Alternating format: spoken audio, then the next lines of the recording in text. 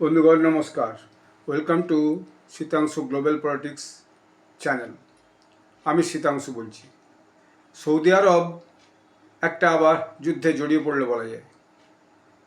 কারণ দেখা যাচ্ছে একটা মিলিটারি সূত্র জানিয়েছে যে ইয়েমেন তারা সেখানে যে হুথি গোষ্ঠী আছে তারা রেড সিতে সৌদি আরবের জাহাজ চলাচল বন্ধ করে দিয়েছে।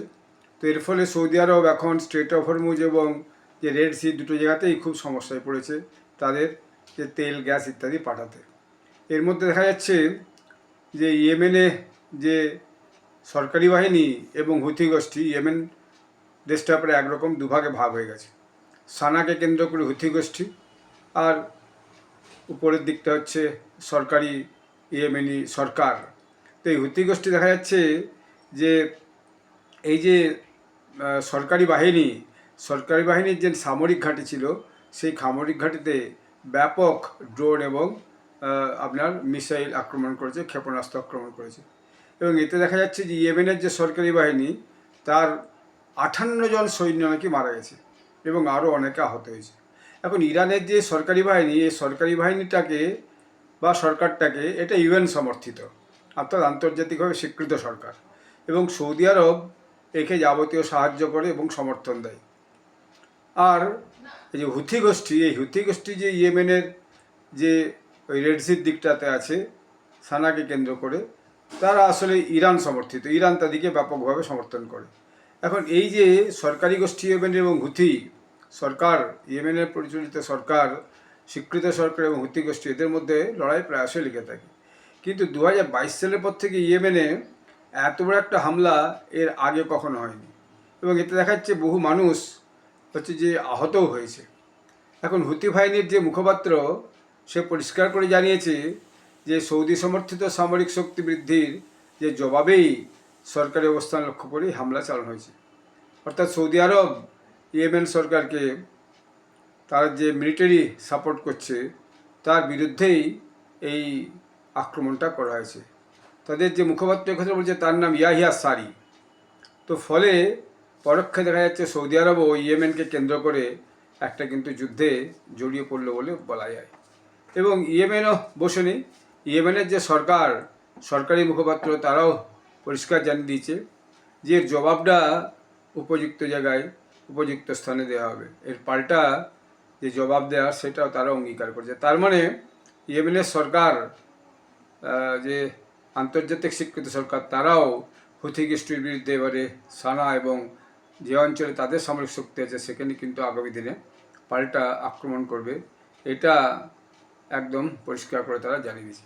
এখন এই যে ঝগড়া, এই যে সংঘাত, এই সংঘাতের যে রেস, সেই রেসটা সৌদি আরব পর্যন্ত ছড়িয়ে পড়েছে বলা যায়।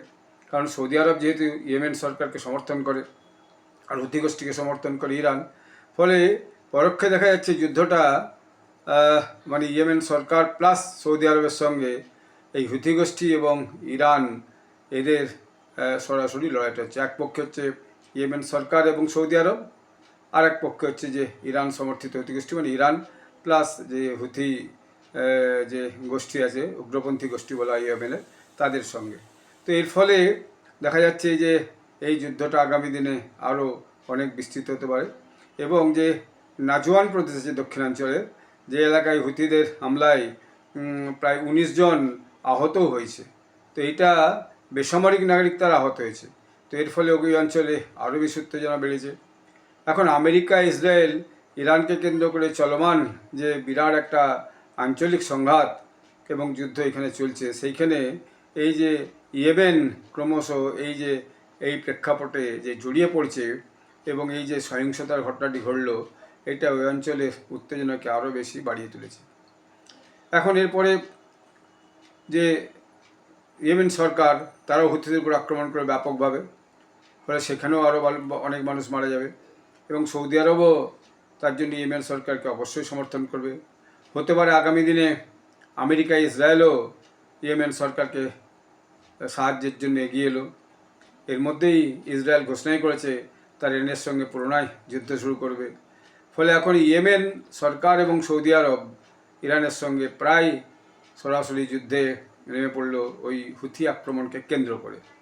এবং এত মানুষ মারা গেছে, এত সৈন্য মারা গেছে, এটা তো একটা দেশের মধ্যে যে অর্থাৎ ইয়েমেনে যে বৃহত্তর অংশ যেটাতে ইয়েমেন সরকার চালায়, সেখানে একটা জনরস তৈরি হয়েছে, সরকারের উপর একটা চাপ বাড়ছে যে হুতির বিরুদ্ধে ব্যবস্থা অবিলম্বে নিতে হবে।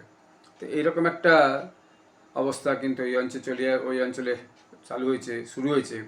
ফলে দেখা যাচ্ছে সৌদি আরবও এই যে আমেরিকা ইসরায়েলের সঙ্গে ইরানের যুদ্ধ চলছে, সেই যুদ্ধে ক্রমশ জড়িয়ে পড়ছে এবং ইয়েমেন সরকারও এই যুদ্ধে পরোক্ষে জড়িয়ে পড়ছে। ফলে ওই অঞ্চলের যে স্থিতিশীলতা, সেই স্থিতিশীলতা আগামী দিনে আরও বিঘ্নিত হবে। এই পরস্পর বিরোধী গোষ্ঠী এবং ওই অঞ্চলের দেশগুলো একে অপরের সঙ্গে যেভাবে লড়াই নেমে গেছে, এর পরিণাম কিন্তু ভয়ানক হবে। শুধু ওই অঞ্চলই হবে না, সারা পৃথিবীর বুকে এর ব্যাপক প্রভাব কিন্তু পড়বে। এটা আজকে প্রায় 3 মাস পেরিয়ে 4 মাস চলতে চললো। সম্ভবত ফেব্রুয়ারি থেকে আরম্ভ হয়েছিল আমার যতদূর মনে পড়ে। তার ফেব্রুয়ারি, মার্চ, এপ্রিল, মে, জুন, জুলাই, শেষে আগস্ট চলছে, প্রায় 6 মাস পেরিয়ে গেল। তো ফলে এই যুদ্ধের পরিধি এলাকা আরও অনেক বেশি বেড়ে যাচ্ছে, যেখানে আরও অন্যান্য দেশ এই যুদ্ধের সঙ্গে জুড়ে যাচ্ছে এবং এর ফলটাও আগামী দিনে ভয়াবহ হবে। সারা পৃথিবীর কাছেও এটা একটা অশান্তির সংকেত। পৃথিবীর যে বৃহৎ শক্তিগুলো, তাদেরকেও বিষয়গুলো দেখে এর একটা মীমাংসা করতে না পারলে কিন্তু আগামী দিনে সংকট আরও গভীর থেকে গভীরতর হবে। এটা একটা এই মুহূর্তের ওই অঞ্চলের ভয়ানক একটা অশনি সংকেত কিন্তু ডেকে এনেছে।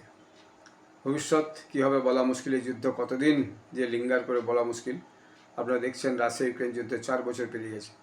তো এই যুদ্ধ যদি আরও 1 বছর 2 বছর চলতে থাকে এইভাবে, তাহলে পরে তো এর পরিণতি ভয়াবহ এবং ভয়ঙ্কর হবে।